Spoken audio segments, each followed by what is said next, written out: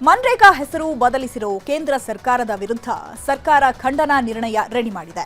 ಅದಕ್ಕಾಗಿಯೇ ಇವತ್ತಿನಿಂದ ವಿಶೇಷ ಅಧಿವೇಶನವೂ ಶುರುವಾಗಿದೆ. ಆದರೆ ಜಂಟಿ ಅಧಿವೇಶನದಲ್ಲಿ ಗವರ್ನರ್ ಸರ್ಕಾರದ ಪೂರ್ತಿ ಭಾಷಣ ಓದಿಲ್ಲ. ಇದರಿಂದ ಕೆರಳಿದ ಕಾಂಗ್ರೆಸ್ಸಿಗರು ಗವರ್ನರ್ಗೆ ಮುತ್ತಿಗೆ ಹಾಕಿದ್ರು, ಧಿಕ್ಕಾರ ಕೂಗಿದ್ರು. ಅಷ್ಟೇ ಅಲ್ಲ, ಸುಪ್ರೀಂ ಕೋರ್ಟ್ಗೂ ಹೋಗಲು ಸರ್ಕಾರ ನಿರ್ಧರಿಸಿದೆ. ಆದರೆ ರಾಜ್ಯಪಾಲರ ಬೆನ್ನಿಗೆ ಬಿಜೆಪಿ ಸೇರಿದಂತೆ ಪ್ರತಿಪಕ್ಷಗಳು ಬೆಂಬಲವಾಗಿ ನಿಂತಿವೆ. विधानमंडल के संयुक्त अधिवेशन में आप सभी का हार्दिक स्वागत करता हूं। जय हिंद, जय कर्नाटक। ಕಾಂಗ್ರೆಸ್ ಅವರು ಇಡೀ ಸದನವನ್ನು ಗೂಂಡಾಗಿರಿ ಮಾಡಿದ್ದಾರೆ. ನಾಗ್ಪುರ್ ಯೂನಿವರ್ಸಿಟಿಯಿಂದ ಬಂದಿರತಕ್ಕಂತ 2 ಅಕ್ಷರವನ್ನ ಓದಿ ರಾಜ್ಯದ ಜನತೆಗೆ ಅಪಮಾನ ಮಾಡಿದ್ದಾರೆ. ಭಾರತೀಯ ಜನತಾ ಪಾರ್ಟಿಯ ಕೆಲವು ಶಾಸಕರು ನನ್ನ ಬಟ್ಟೆಯನ್ನ ಹರಿದು ಹಿಂದೆಯಿಂದ ಹರಿದಿದ್ದಾರೆ. ಮುಂದೆ ಬರ್ಲಿಕ್ಕೆ ಯಾರಿಗೂ ಧೈರ್ಯ ಇಲ್ಲ ಅವರಿಗೆ. ರಾಜ್ಯಪಾಲರು ಕೇಂದ್ರ ಸರ್ಕಾರದ ಕೈಗೊಂಬೆಯಂತೆ ವರ್ತಿಸಿದ್ದಾರೆ. ನೀವೇನವನ್ನು ಭಾಷಣದಲ್ಲಿ ಬರೆದಿದ್ದೀರಿ ಅದನ್ನ ಅವರು ತಿರಸ್ಕಾರ ಮಾಡಿದ್ದಾರೆ. ಸಂವಿಧಾನ ಬಾಧ್ಯತೆ ನಡ್ಕೋಬೇಕು, ಖಾಲಿ ಮಾಡಬೇಕು. ಕೇಂದ್ರ ಸರ್ಕಾರದ ವಿಬಿ ಜೀರಾಮ್ಜಿ ವಿರುದ್ಧ ಹೋರಾಡಲು ಕಾಂಗ್ರೆಸ್ ಸಜ್ಜಾಗ್ತಿದೆ. ಮೊದಲ ಹಂತವಾಗಿ ಅಧಿವೇಶನದಲ್ಲಿ ಖಂಡನಾ ನಿರ್ಣಯ ಪಾಸ್ ಮಾಡಲೆಂದೇ ವಿಶೇಷ ಅಧಿವೇಶನವನ್ನು ಕರೆದಿದೆ. ಜಂಟಿ ಅಧಿವೇಶನದ ಮೊದಲ ದಿನವೇ ಇತಿಹಾಸದ ಪುಟ ಸೇರಿಕೊಂಡಿದೆ. ಸರ್ಕಾರ ಸಿದ್ಧಪಡಿಸಿದ ಭಾಷಣವನ್ನ ಸಂಪೂರ್ಣವಾಗಿ ಓದದ ರಾಜ್ಯಪಾಲ ಥಾವರ್ ಚಂದ್ ಗೆಹ್ಲೋಟ್ ಭಾಷಣದ ಮೊದಲ 10 ಸಾಲು ಹಾಗೂ ಕೊನೆ ಪುಟದ 3 ಸಾಲು ಓದಿ ನಿರ್ಗಮಿಸಿದ್ದಾರೆ. ಅಷ್ಟೇ ಅಲ್ಲ, ಭಾಷಣದ ಕೊನೆ ಪೇಜ್ನಲ್ಲಿದ್ದ ಜೈ ಸಂವಿಧಾನ್ ಪದವನ್ನೇ ಬಿಟ್ಟಿದ್ದಾರೆ. ಜೈ ಹಿಂದ್, ಜೈ ಕರ್ನಾಟಕ ಅಂದರೆ ಹೊರತು ಜೈ ಸಂವಿಧಾನ್ ಅನ್ನಲೇ ಇಲ್ಲ. विधानसभा के माननीय अध्यक्ष जी, माननीय मुख्यमंत्री जी, माननीय उप मुख्यमंत्री जी, विधान परिषद के सम्माननीय नेता प्रतिपक्ष, विधानसभा के माननीय नेता प्रतिपक्ष और माननीय मंत्रीगण एवं कर्नाटक विधानमंडल के सम्माननीय सदस्यगण, ಎಲ್ಲರಿಗೂ नमस्कार। मैं राज्य विधानमंडल के संयुक्त अधिवेशन में आप सभी का हार्दिक स्वागत करता हूं। मुझे कर्नाटक विधानमंडल के एक और संयुक्त सत्र को संबोधित करते हुए हर्ष की अनुभूति हो रही है।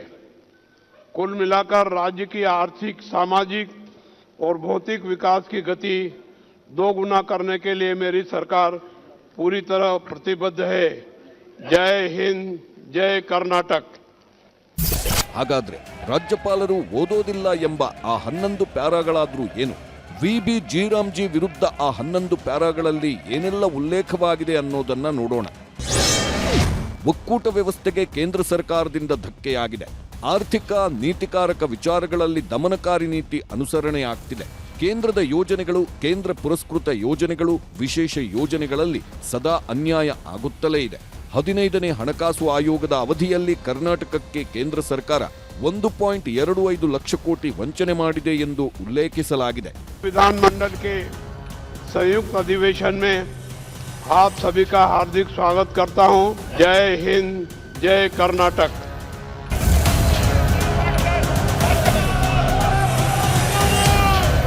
ಕೇಂದ್ರ ಸರ್ಕಾರದ ವಿರುದ್ಧ ಈ ಎಲ್ಲ ಅಂಶಗಳಿದ್ದ ಕಾರಣಕ್ಕೆ ಗವರ್ನರ್ ಪೂರ್ಣ ಭಾಷಣ ಮಾಡದೆ ಹೋಗಿದ್ದಾರೆ. ರಾಜ್ಯಪಾಲರ ನಡೆ ವಿರುದ್ಧ ಸಮರ ಸಾರಿರುವ ಸರ್ಕಾರ ರಾಷ್ಟ್ರಗೀತೆ ಹಾಡದೆ ಸದನದಿಂದ ಹೊರಹೋಗಿದ್ದಕ್ಕೆ ಆಕ್ರೋಶ ಹೊರಹಾಕಿದೆ. ರಾಷ್ಟ್ರ, ರಾಜ್ಯದ ಜನರ ಕ್ಷಮೆ ಕೇಳುವಂತೆ ಆಗ್ರಹಿಸಿದೆ. ಗವರ್ನರ್ ವಿರುದ್ಧ ಖಂಡನಾ ನಿರ್ಣಯಕ್ಕೂ ಮುಂದಾಗಿದೆ. ಸಂವಿಧಾನದ ಗಾರ್ಡಿಯನ್ ಆಗ್ತಕ್ಕಂಥ, ಪಾಲಕ ಆಗ್ತಕ್ಕಂಥ ರಾಜ್ಯಪಾಲರು ನಮ್ಮ ರಾಷ್ಟ್ರಗೀತೆಗೆ ಅವಮಾನಿಸಿರ್ತಕ್ಕಂಥದ್ದನ್ನು ಯಾರೂ ಸಹಿಸಿಕೊಳ್ಳೋದಿಲ್ಲ. ಸಂವಿಧಾನಕ್ಕೆ ನೀವು ದ್ರೋಹ ಮಾಡಿದ್ದೀರಿ, ಸಂವಿಧಾನಕ್ಕೆ ಅಗೌರವ ಮಾಡಿದ್ದೀರಿ, ಸದನಕ್ಕೆ ಅಗೌರವ ಮಾಡಿದ್ದೀರಿ. ಆದ್ದರಿಂದ ತಕ್ಷಣ ಕ್ಷಮೆ ಯಾಚಿಸಬೇಕು ಅಂತೇಳಿ ನಾನು ಆಗ್ರಹ ಮಾಡ್ತೀನಿ. ರಾಜ್ಯಪಾಲರು ಭಾಷಣವನ್ನು ಮಾಡದೆ ತೆರಳಿರ್ತಕ್ಕಂಥ ವಿಚಾರಕ್ಕೆ ಸಂಬಂಧಪಟ್ಟಂಗೆ ಕಾನೂನು ಹೋರಾಟ ಏನಾದರೂ ಮಾಡ್ತೀರಾ? ತಾವು ಯಾವ ರೀತಿಯಾಗಿ ಹೋರಾಟ ಮಾಡ್ತೀರಿ? ಕ್ಯಾಬಿನೆಟ್ ಇದೆ, ಕ್ಯಾಬಿನೆಟ್ನಲ್ಲಿ ಚರ್ಚೆ ಮಾಡ್ತೀವಿ. ಇನ್ನು ರಾಜ್ಯಪಾಲರ ನಡೆ, ಮನ್ರೇಗಾ ಮರುಸ್ಥಾಪನೆಗೆ ಸರ್ಕಾರ ಒತ್ತಡ ಹೇರುವ ಪ್ರಯತ್ನ ಮಾಡುತ್ತಿದೆ. ವಿಬಿ ಜೀರಾಮ್ಜಿ ರದ್ದು ಮಾಡುವವರೆಗೂ ವಿಧಾನಸಭಾ ಕ್ಷೇತ್ರವಾರು ರಾಜ್ಯ, ರಾಷ್ಟ್ರ ಮಟ್ಟದ ಹೋರಾಟಕ್ಕೂ ಕರೆ ಕೊಟ್ಟಿದೆ. ವಿರೋಧ ಪಕ್ಷದವರು ಅದನ್ನು ಉದ್ದೇಶಪೂರ್ವಕವಾಗಿ ಡಿಫೆಂಡ್ ಮಾಡ್ಕೊತಾ ಇದ್ದಾರೆ. ಯಾಕಂತಂದ್ರೆ ಇವ್ರಿಗೆ ಯಾವುದೇ ಸ್ವಾತಂತ್ರ್ಯ ಇಲ್ಲ. ವಿರೋಧ ಪಕ್ಷದವರಿಗೆ ಕೇಂದ್ರ ಏನು ಮಾಡಿದ್ರು ಕೂಡ ಅದನ್ನು ಮಾಡಬೇಕು ಅಂತಕ್ಕಂಥದ್ದು, ಅದನ್ನು ಒಪ್ಕೋಬೇಕು ಅಂತಕ್ಕಂಥದ್ದು, ಅದನ್ನು ಸಮರ್ಥನೆ ಮಾಡ್ಕೋಬೇಕು ಅಂತಕ್ಕಂಥದ್ದು ಇವರಲ್ಲಿ ಇರ್ತಕ್ಕಂಥ ನೀತಿ. ರಾಜ್ಯಪಾಲರು ಕೇಂದ್ರ ಸರ್ಕಾರದ ಕೈಗೊಂಬೆಯಂತೆ ವರ್ತಿಸಿದ್ದಾರೆ. ಕೇಂದ್ರ ಸರ್ಕಾರ ಅವರ ಮಾಡಿರ್ತಕ್ಕಂಥ ತಪ್ಪನ್ನು ಮುಚ್ಚಿಕೊಳ್ಳಲಿಕ್ಕೋಸ್ಕರ ರಾಜ್ಯಪಾಲರ ಕೈಲಿ ಬೇರೆ ಭಾಷಣವನ್ನು ಓದಿಸಿದ್ದಾರೆ. ಗಾಂಧೀಜಿ ಹೆಸರನ್ನು ಕೂಡ ತೆಗೆದುಬಿಟ್ಟಿದ್ದಾರೆ. ಇಲ್ಲ, ನಾವು ಕೋರ್ಟ್ಗೆ ಹೋಗ್ಬೇಕು, ಸುಪ್ರೀಂ ಕೋರ್ಟ್ನಲ್ಲಿ ಮೊಕದ್ದಮೆಯನ್ನು ಹೂಡಬೇಕು ಬೇಡವೋ ಅಂತಕ್ಕಂಥದ್ದನ್ನು ವಿಚಾರ ಮಾಡಿ ನಿಮಗೆ ತಿಳಿಸ್ತೀನಿ. ಗೋ ಬ್ಯಾಕ್ ಗವರ್ನರ್ ತಳ್ಳಾಟ ನೂಕಾಟ, ರಣಾಂಗಣವೇ ಆಯ್ತು ವಿಧಾನಸೌಧ ಆವರಣ. ಸರ್ಕಾರದ ಭಾಷಣವನ್ನೂ ಓದದೆ ರಾಷ್ಟ್ರಗೀತೆಗೂ ಮುನ್ನ ವಿಧಾನಸಭೆಯಿಂದ ಹೊರಟ ಗವರ್ನರ್ಗೆ ಕಾಂಗ್ರೆಸ್ ಶಾಸಕರು ಘೆರಾವ್ ಹಾಕಿದ್ರು. ಗವರ್ನರ್ ಅಡ್ಡ ಹಾಕಲು ಯತ್ನಿಸಿದ ಶಾಸಕರನ್ನ ಮಾರ್ಷಲ್ಗಳು ಎಳೆದು ಹಾಕಿದ್ರು. Go back governor, go back governor ಎಂದು ಕೂಗಿದ್ರು. ಈ ವೇಳೆ ಎಂಎಲ್ಸಿ ಹರಿಪ್ರಸಾದ್ ಬಟ್ಟೆ ಹರಿದ್ರು. ಕೆಲವರು ಬಿಜೆಪಿ ನಾಯಕರೇ ಬಟ್ಟೆ ಹರಿದಿರೋದು ಮುಂದೆ ಬರಲು ಆಗದೆ ಹಿಂದಿನಿಂದ ದಾಳಿ ಮಾಡಿದ್ದಾರೆ ಎಂದು ತೀವ್ರ ತರಾಟೆಗೆ ತೆಗೆದುಕೊಂಡ್ರು. ನಾವು ಪ್ರತಿಭಟನೆ ಮಾಡೋ ಸಂದರ್ಭದಲ್ಲಿ ಭಾರತೀಯ ಜನತಾ ಪಾರ್ಟಿಯ ಕೆಲವು ಶಾಸಕರು ನನ್ನ ಬಟ್ಟೆಯನ್ನ ಹರಿದು ಹಿಂದೆಯಿಂದ ಹರಿದಿದ್ದಾರೆ. ಮುಂದೆ ಬರ್ಲಿಕ್ಕೆ ಯಾರಿಗೂ ಧೈರ್ಯ ಇಲ್ಲ. ಅವ್ರಿಗೆ ರಣಹೇಡಿಗಳು, ಬ್ರಿಟಿಷರ ಬೂಟ್ ನೆಗೆದವರು ಭಾರತೀಯ ಜನತಾ ಪಾರ್ಟಿಯವರು, RSS ಅವರು. ಮುಂದೆ ಬಂದು ಹೋರಾಟ ಯಾವತ್ತೂ ಮಾಡ್ಲಿಕ್ಕೆ ಅವ್ರಿಗೆ ಧೈರ್ಯ ಇಲ್ಲ. ಗವರ್ನರ್ ಮೂಲಕ ಕರ್ನಾಟಕ ರಾಜ್ಯದ ಹೆಸರಿಗೆ ಮಸಿ ಬಳ್ಳಿಕ್ಕೆ ಪ್ರಯತ್ನ ಮಾಡ್ತಾ ಇದ್ದಾರೆ. ಇಂಥ ವ್ಯವಸ್ಥೆಯನ್ನು ಖಂಡಿಸ್ತೇವೆ. ರಾಜ್ಯಪಾಲರು ಸಂವಿಧಾನಬದ್ಧವಾಗಿ ನಡ್ಕೋಬೇಕು, ಇಲ್ಲಿಂದ ಖಾಲಿ ಮಾಡಬೇಕು.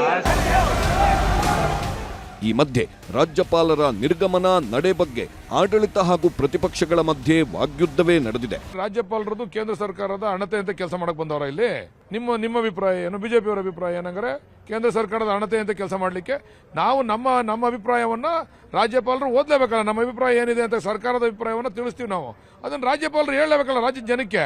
ವಿಧಾನಸಭಾ ಅಧಿವೇಶನದ ಕಲಾಪದಲ್ಲೇ ಇವತ್ತು ಒಂದಿನ ಕರಾಳ ದಿನ. ಇವತ್ತು ಕಾಂಗ್ರೆಸ್ ಸರ್ಕಾರ ಈ ಅಧಿವೇಶನವನ್ನ ಒಂದು ಕರಾಳ ರೀತಿಯಾಗಿ ನಡೆಸಿದ್ದಾರೆ.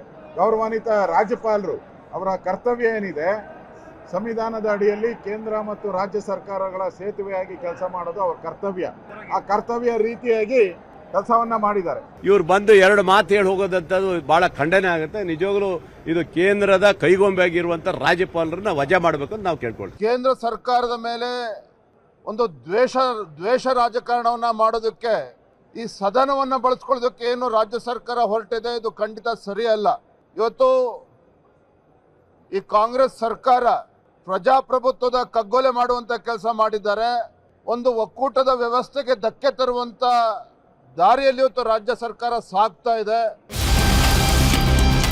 ವಿಧಾನಸೌಧದಲ್ಲಿ ಹೀಗೆಲ್ಲ ಆಗ್ತಿರೋವಾಗಲೇ ನಾಳೆಯ ಸದನದಲ್ಲಿ ವಾಗ್ಯುದ್ಧಕ್ಕಾಗಿ ಸರ್ಕಾರ ಹಾಗೂ ಪ್ರತಿಪಕ್ಷಗಳು ಸಜ್ಜಾಗುತ್ತಿವೆ. ಸಚಿವ ಸಂಪುಟ ಸಭೆ ಮಾಡಿರುವ ಸರ್ಕಾರ ತಂತ್ರ ರೂಪಿಸಿದೆ.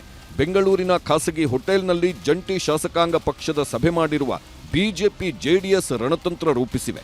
ನಾಳೆಯ ಕಲಾಪದಲ್ಲಿ ವಿಬಿ ಜೀರಾಮ್ಜಿ ಕಾಯ್ದೆ ಅನುಕೂಲಗಳ ಬಗ್ಗೆ ಮನವರಿಕೆ ಮಾಡಿಕೊಟ್ಟು ಸರ್ಕಾರವನ್ನ ಇಕ್ಕಟ್ಟಿಗೆ ಸಿಲುಕಿಸುವ ಪಾಠ ಮಾಡಿದ್ದಾರೆ ಕೇಂದ್ರ ಸಚಿವರುಗಳಾದ ಕುಮಾರಸ್ವಾಮಿ ಹಾಗೂ ಶಿವರಾಜ್ ಸಿಂಗ್ ಚೌಹಾಣ್. सिद्धरमैया जी, ये पार्लियामेंट का बनाया हुआ कानून है जिसमें 100 के बजाय 125 डेज की गारंटी दी गई है. अब पता नहीं शिव कुमार जी के कारण उनकी मानसिकता कैसी है कि वो समझ ही नहीं पा रहे हैं. अब ये कांग्रेस की सरकार में स्टीयरिंग दो है, इंजन गायब है, और इसलिए सिद्धरमैया जी भी काम की गारंटी नहीं समझ पा रहे हैं. ಹೀಗೆ ಸರ್ಕಾರ ಮತ್ತು ಪ್ರತಿಪಕ್ಷಗಳು ಕದನಕ್ಕೆ ಸಜ್ಜಾಗುತ್ತಿವೆ. ನಾಳೆ ಉಭಯ ಸದನಗಳಲ್ಲಿನ ಆರೋಪ ಪ್ರತ್ಯಾರೋಪಗಳು ಕುತೂಹಲ ಮೂಡಿಸಿವೆ. Bureau report, news 18.